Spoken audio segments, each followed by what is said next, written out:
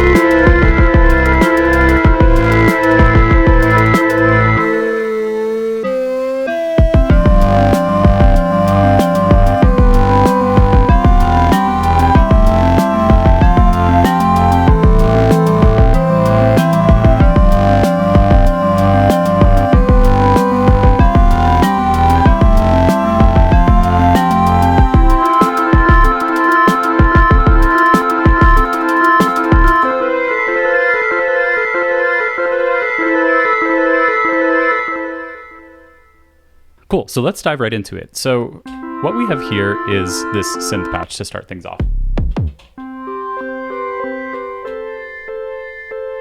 Just kind of a nice repeated delay sound. And again, this is a patch. It's just undulate, BR. I didn't really do much to change it. So this is pretty much just presets because that's what I was using when I first got the device to kind of explore it and see what kind of sounds it had to offer. Additionally, there's of course this bass line, really growly and gritty. And it's got some good low end to it, but it still sparkles and shines like you'd kind of expect an FM bass patch to do. And then one of my favorite parts is this melody.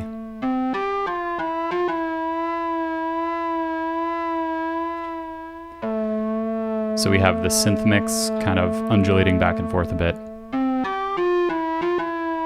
Quite a bit actually if you look at the depth there, and then the synth feedback too. And again, Old Tumbino, J.A. It's just a really nice sounding preset. People have said it's very Boards of Canada, which I agree. I haven't listened to them a ton, but love what I've heard, and it is very sort of nostalgic, wavering, melancholic, and forlorn. But where I really want to draw your attention here is the percussion track.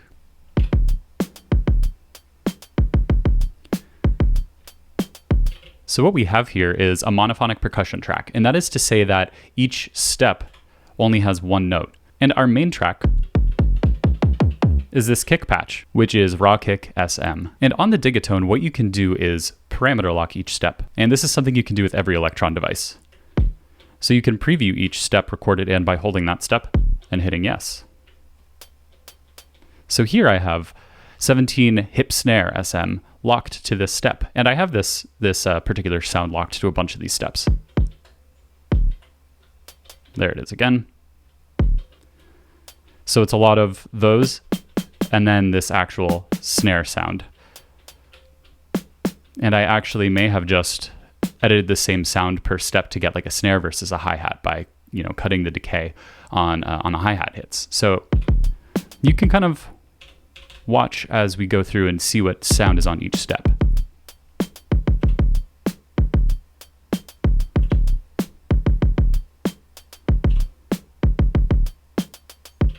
And I have some empty space there as well. So how do we do this? So let me show you. Let's move our candle a little bit.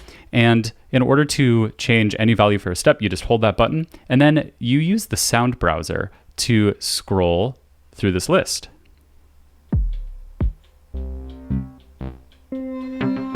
So for example, let's just land on this sound for step 1. So we just effectively changed that step. I'm going to undo that.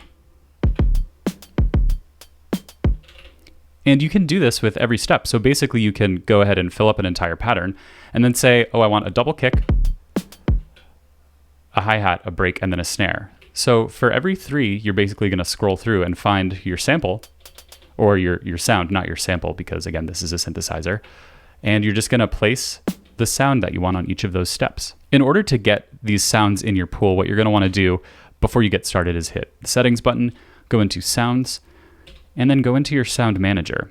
You can view the pool by going to the left and then hitting yes, and you can switch between the pool and the plus drive. So you can get sounds to your pool pretty easily.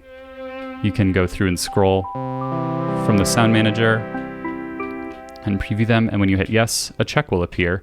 And then when you go to the right, you have all of these options, and you're just going to want to go copy to sound pool. And then when I go into my grid, I can go down to the most recent track that I added. And now I have that there, and now it's locked to the step. So it's really cool. You can set yourself up for a lot of creative possibilities before you even get started sequencing or writing your track by going in and selecting a bunch of sounds that you might want to use. So this is kind of similar to how I prepare samples on the Digitact or the Octatrack before I start a song. It seems like it might kind of cause a hiccup or a rift in your creative process if you think about doing it in the middle of a song, like stopping your creative flow in the middle of writing to add a bunch of sounds to your pool so you can parameter lock each step. But if you just take 5 or 10 minutes to do this before you get started, it's so much easier. Or even spend just one session to go into the Digitone and pick a bunch of sounds that you want to use for a particular project, and then they're already in there. So I think it's really cool that you can create a fully fleshed out track just on the Digitone, complete with drums, bass, melody, and a pad synth. Let's go on to really quickly explore how I developed some secondary patterns. So altogether, everything sounds like this. And I'm going to bring you to pattern 2, which is just sort of an extension of this.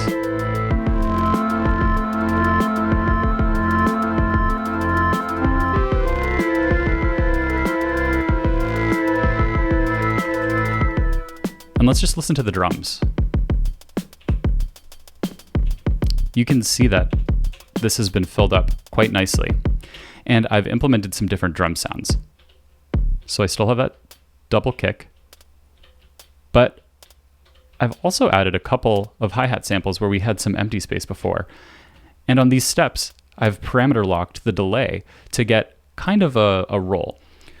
On some other samplers, you might be used to having like a ratchet or like a retrig button, and that's not an option on the Digitone, but you can parameter lock delay to a specific step to give you that effect,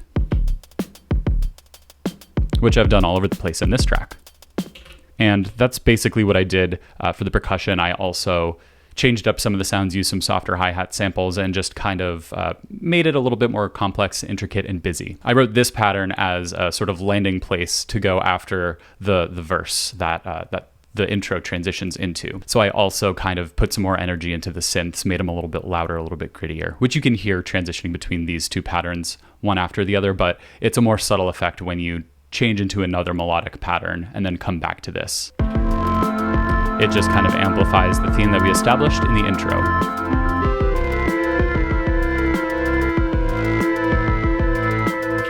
And then here we have our verse that we transition into after the intro builds up and all the elements are introduced.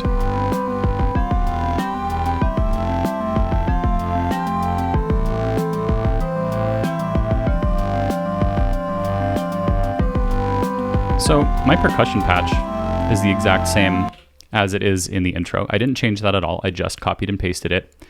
But I did change all of these components. So I have this kind of distorted melodic element. And when it's isolated, you can really hear that FM-y goodness where those modulating waves are causing some grit and metallic distortion right at the attack, which is a cool element, but it blends really nicely with everything else. And then obviously we have a bass line where I just changed the notes to fit the chord progression.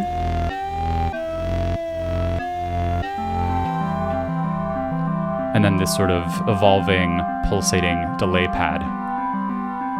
I also just changed the notes from these notes.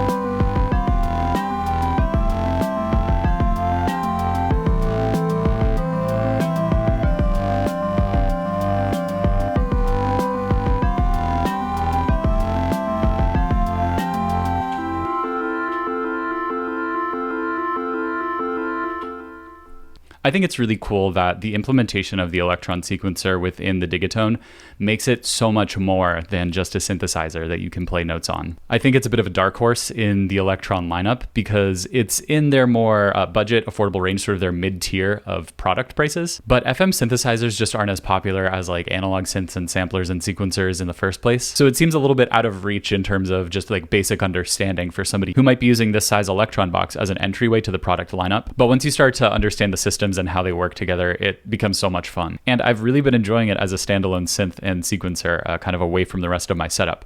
I was in Maine for the weekend recently and I brought this with me, and this is where I created the rest of the beat, just sitting on the couch in the living room with my family. Dad's reading the paper, mom's doing work, sister's taking a nap, Daniel's making fire beats. If you like this video and you're interested in supporting the channel, I'd really urge you to go check out my Patreon. I actually give lessons on the Digitact, the Digitone, the OP1, and some other synths and samplers. And there are other tiers that you can sign up for too for lower prices, like free music and sample packs to download. I really appreciate you watching the videos and liking and subscribing, but if you're interested in supporting the channel monetarily to help kind of fund the channel, that's the best way to do so. A little shameless self-plug. Thanks as always for stopping by, and I hope you have a good day. Peace.